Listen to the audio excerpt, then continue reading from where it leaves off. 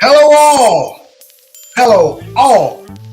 And welcome back to another episode of Real Talk. I am your host. You already know it.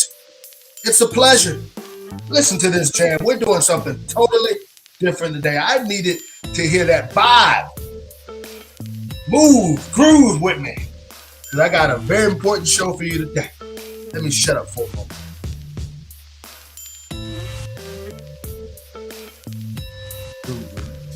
Groove with me. All right, that's enough. That's enough. I know you want more, but that's enough. I am your host, and this is Real Talk. I am Officer Antoine Thomas. Yep, that's me. You already know what I'm going to say.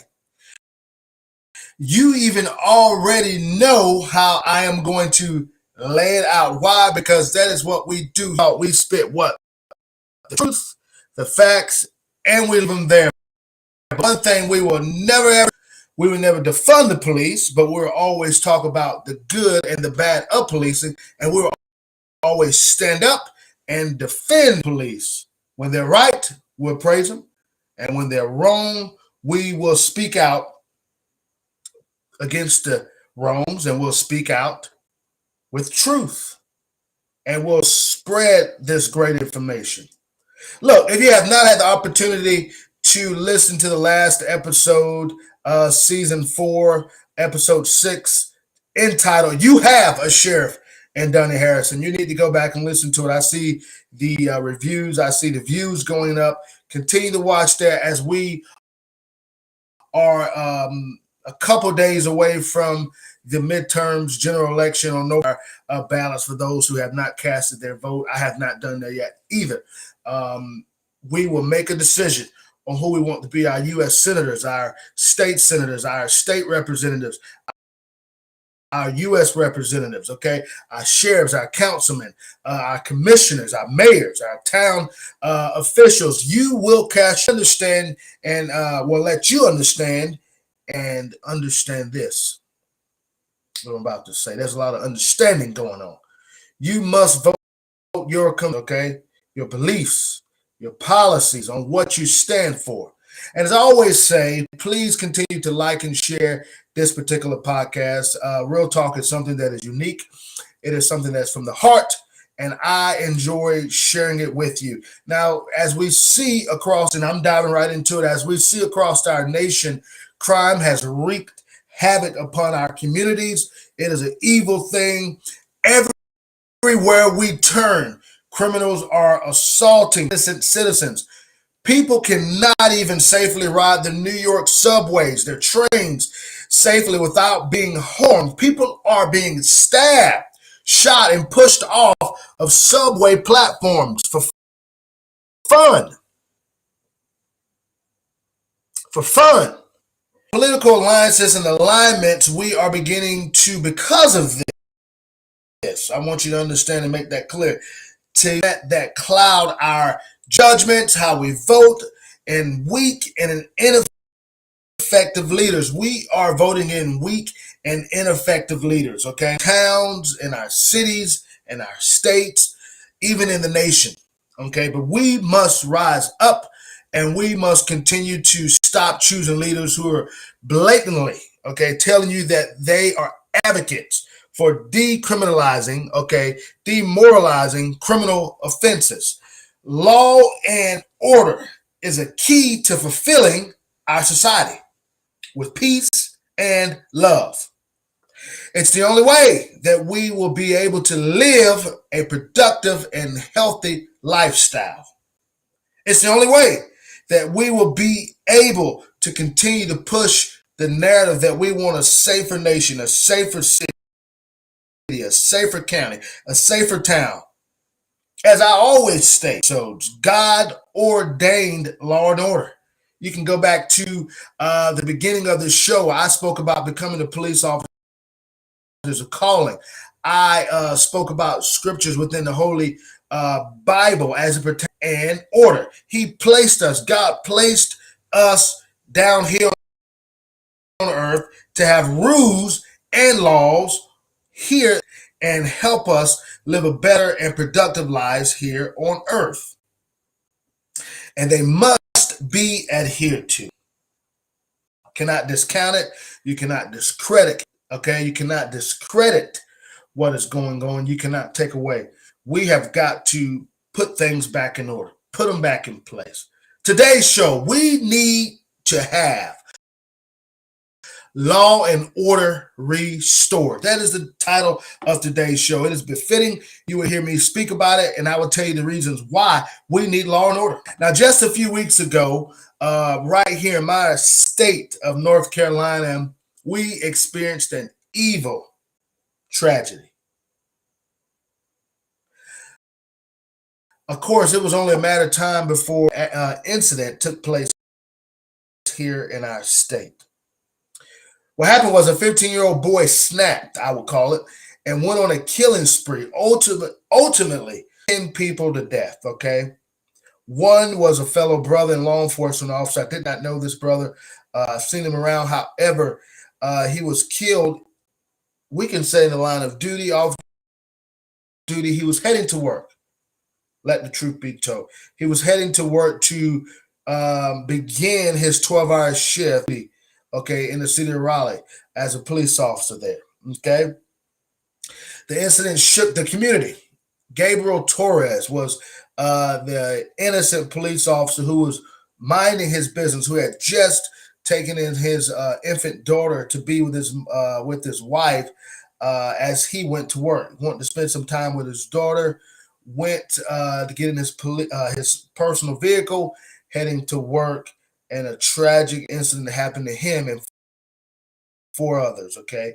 It ultimately shook the nation and shook our state. It shook the town. Unfortunately, again, it was a matter of time before this incident took place. No one, I will repeat, no one can ever prepare for an incident like we saw. And it happens around the country. But just imagine what would have happened if we, many years ago, even still now, the talking point is ban all guns, all firearms, assault weapons, shotguns, all these things. Just imagine if we do this. The innocent, the law-abiding citizens have nothing to protect themselves. There are many pros to legal gun owning, okay? There are many pros to legal gun owning. I will say that. Many pros to legal gun owning, okay? Guns are not the problem. You know that, but are the problem. Guns don't kill people. People kill people. Always remember that. Always remind yourself of that. When the left is spouting, get rid of guns. They're violent. They're killing innocent. It takes a finger from a human being to get on that trigger to even shoot a projectile. Okay? People on the left are spouting that we should get rid of guns. That's all you hear from the left. Continue to spout it. Continue to try to put it in your mindset. What they never talk about, though, is diving into the assailant's life. How did he or she get to that point in their lives where they become evil? The solution is not to ban guns. The solution, these bad actors, meaning the family members, should have a process. They should be able to identify trigger warning signs. You can't tell me that there's no triggers, there's no warning signs most times from these evil. You should pay close attention to the signs. You should pay close attention to the warning triggers, to their behaviors. Every mass shooter or single assailant has had some type of triggers that brought them to the end result, and that is killing someone, taking an innocent life, okay? Defending yourself. I'm talking about snapping, becoming mentally ill or disturbed to the point that you make a decision to kill innocent lives. Most suffer from mental illness. We know that. We're going to talk about that in today's show. I'm going to dive into that. Now, we saw that Nancy Pelosi just a few days ago, was attacked. Of course, that narrative is being twisted. It is being formulated. It is being suppressed, meaning the truth of what actually took place. I do not want to deeply dive right into this and just stay on this, but Paul Pelosi was allegedly assaulted. And yes, there are many of stories, again, that are floating around. But despite the details, he did call 911. That's what I want to focus on. Okay. He or someone in that house dialed 911 and made a report of an assault, right? We know that. The police response happened. And we saw that did happen, okay? According to some news outlets, to reports that we're seeing and hearing, is that when the police showed up, they found Paul Pelosi along with this gentleman who is his attacker, allegedly holding a hammer, one hand on the hammer, the other person's hand on the hammer, and allegedly the assault happens here in the state of North Carolina. Any assault that happens in the presence of a law enforcement officer is probable cause. One that happens outside of the law enforcement presence, you need a witness or injuries. Now, being that is what have taken place, of course, this is not California, it's not San Francisco. Laws and rules are different there. We understand that. But what we have to understand is that Nancy Pelosi is one of the main driving forces as it pertains to defunding the police. What we really should understand is that Nancy, along with her husband and all the leftists, do not really mean that they want to defund the police in their neighborhoods, their towns. What they're really saying is you defund the police, okay, but we'll help you push that narrative. And we know that the police is needed more than ever in Black communities, okay? We understand that crime is high in certain areas, okay? Where Nancy Pelosi lives, there's not much crime. It's secluded. You won't find that. You better believe the United States Capitol Police has a hand in that security somewhere, as she does have. You must understand that defunding the police is just a talking point. I've spoke about it, did shows about it, reimagining the police, all these things. By the way, Paul's offender, from what we understand, suffers from a mental health issue. All these details are forthcoming, more information that is going to be disclosed. But what I wanted to talk about within that particular story, again, I'm not here to talk about the assault. I wanted to make sure we understood that when something took place, they dialed 911. They asked for police presence. But yet they continue to spout, defund the police. Well, guess who called the police? This is real talk. We speak what? Facts, truth. I wanted to present that to you because it's true. Now, reimagining the police, we got to go back and talk reform. Let's reimagine the police. That's what the leftists spouted. That's what Nancy Pelosi, Joe Biden, Kamala Harris, Cory Booker, Corey Branch, all these people. Okay, Corey Branch is a local councilman here in our state. I'm bringing out all the courts. Anybody on the left that spoke about it, they do preach it. It's on their platforms. They want to do it. I'm talking about you, okay? Didn't make a mistake. I'm talking about you, all these folks. You have got to realize there's not another phrase greater than the one you came up with, reimagining the police. My question, do we exactly reimagine the police? This is not, like I talked about before, a dream. This is real life. Police is here to stay. You need them. We're here to protect. We're here to serve. We're here to diffuse. We're here to de-escalate. But reimagine the police. I've been asking this question. Nobody has been able to tell me what reimagining the police is about and what it is. Until somebody's able to tell me about what is reimagining the police, we're going to continue to see that reimagining the police ain't really the real point. How do we do it? It's a cliche, defund the police. Hey, it sounds great. Okay. A cliche that is established. Sanctuary cities, we talked about that. Red flag laws, we talked about that, which are unconstitutional. If you recall, I talked about that in season 3. Red flag laws. We discussed what it was, what it meant, what is there to do. What we need, okay, is a counteract. And what is we need? Tougher state House of Representatives, state representatives, okay, state and U.S. senators, okay, city mayors, tougher counts of men and women. And lastly, we need tougher police chiefs, better sheriffs, okay? We need to hold criminals accountable. I guarantee you, if we get back to that, we will be able to make this country, our cities, our towns safer. We'll bring back up the quality of life. We'll be able to reduce these issues that we're seeing in America.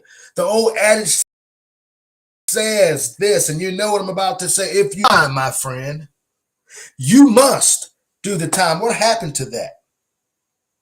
Are we going back to that? We need it back. Just the other day, matter of fact, just on yesterday, while I was on duty, myself and another law enforcement officer who happens to be a black man, we're talking about crime, the uptick, the uprising of crime. And he asked me a specific question. He said, in your humble opinion, do you believe that crime is out of control? Absolutely. And from there, sued, as you could have probably imagined. The officer stated to me that he disagreed that crime was out of control, as his rebuttal was that crime has always been out of control. Okay. And I understand exactly where this gentleman is coming from. I understand what his views are, his beliefs. Really, from what I could speak about, was our first real political conversation as we went deeper. And I'm not going to talk about that. We talked about January the 6th and many other things. I saw plainly that him and I was on different playing fields, different political aisles. However, both of us being in law enforcement, both of us, he's much older than I am. He's retired now and serving part-time at the agency where I serve part-time as well as a police officer. But what we could agree on is that crime will always be there. But our views swayed, our views are much different. I said, however, that the change in crime over the years has progressed. Told him that back then, we as citizens and Americans did not have the access to unlimited wealth. You know, there were certain wealthy people. Of course, there was a large number, but now we see a greater number of wealth. Middle class has gone up. We see this creates an issue, and this creates more of a vulnerability. This creates more of a chance and opportunity for criminals not to work, but to take other people's property, and not just property, but to mental illness again has gone up, and this creates crimes, okay, assaults, murders, sexual assaults, all types of things that are happening. The people's mindset are changing as our economy decreases, okay, and inflation increases. All these things are elevated. This is part of the makeup of people's mindset as they pertain, as it pertains to committing crimes, not having enough or not having anything. People are vulnerable. People want your hard-earned money. They want your hard-earned items, things that you have prospered from and been able to gain. And they believe that these are criminals, that they should not have to work hard to obtain what you have. They will take it by force. And we're seeing that throughout our nation, okay? Why should a criminal work as hard as you did to own property, to own cars, to have money, to wear nice things when they could just take it? Whether the typical incident results in assaulting all the way to killing, they want to obtain what you have. Again, of course, the mentality is of criminals is, why should I work hard for something when I don't have to? I can take it from you. And we see that across the times. What we have been witnessing is that they're not taking anything. They're assaulting. We know that CRT, critical race theory, is up. It's the reverse of what the whites did to blacks. And now the blacks are doing it to the whites, or attempting to. We see black men assaulting white women, Asian men, white men, just at the leisure of committing the crime, wanting to get back to assaulting, wanting to do payback, wanting to have this mentality that we deserve everything as black people because it was stolen and taken away from us, or was not given to us, or suppressed, or whatever it may be. This is what the left is saying all across this country. Yes, we have a greater access to weapons, okay, illegal weapons at that.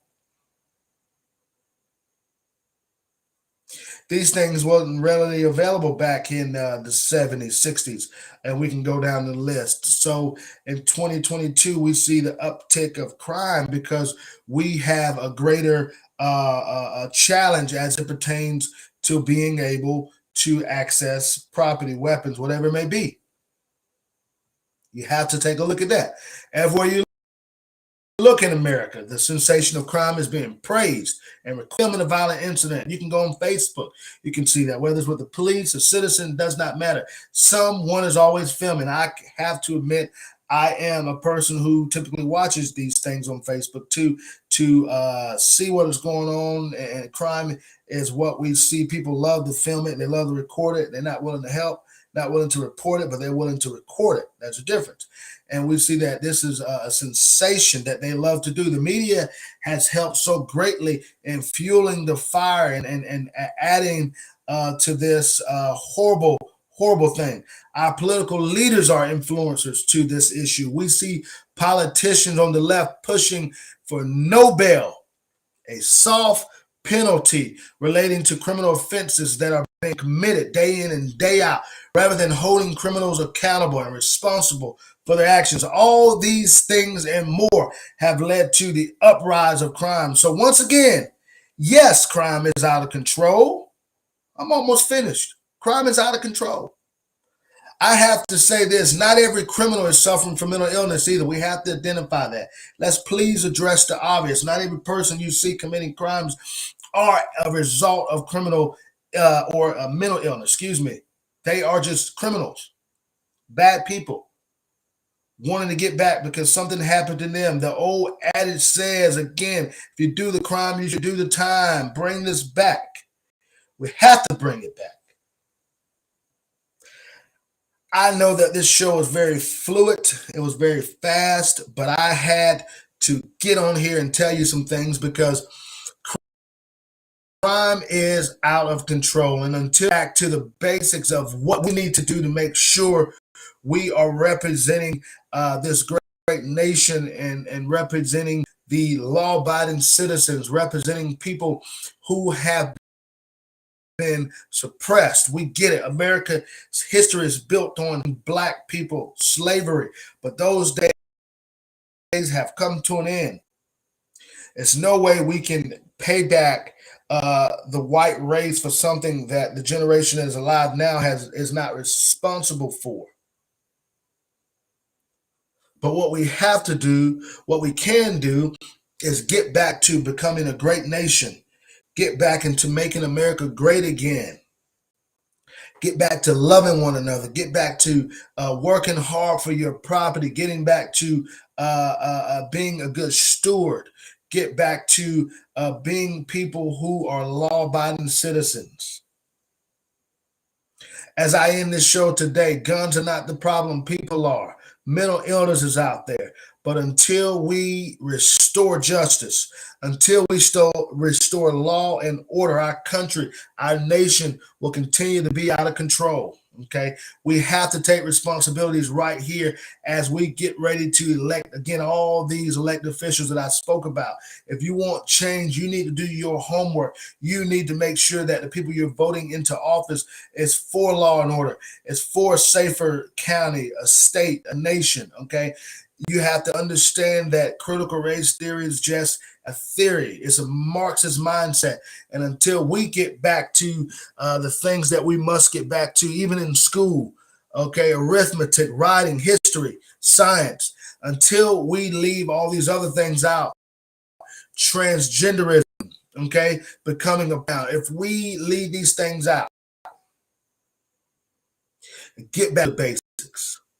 Teaching our black men and women, our white men and women, our Hispanic men and women, our Asian men and women, and all the other races that make up and ethnicity of groups that make up America, back to how to dealing with the police when they encounter the police. These are things that we can teach from a school board level. All these other things that we're adding in should be taught by our parents, okay? We should not be teaching the morality and the sexuality of what juveniles and teenagers and young adults and elementary school, even at the daycare levels. I know that's very hard to believe, but you have to understand that that's in place. So in America, somebody's teaching this as they want to catch them early. What is the best way to indoctrinate minds? Catch them early in the stages of their puberty, okay? In the early stages as they continue to grow. I'm saying all this because it's coming to mind. It is very important that we get back to, again, the basics. And until we can be a great country, until we can be a great nation, until we can be a great town, till we can be a great community, till we can be a great city, we have to restore law and order. Listen, I really enjoyed bringing this particular episode to you. It is always my pleasure. It is always good times here on Real Talk.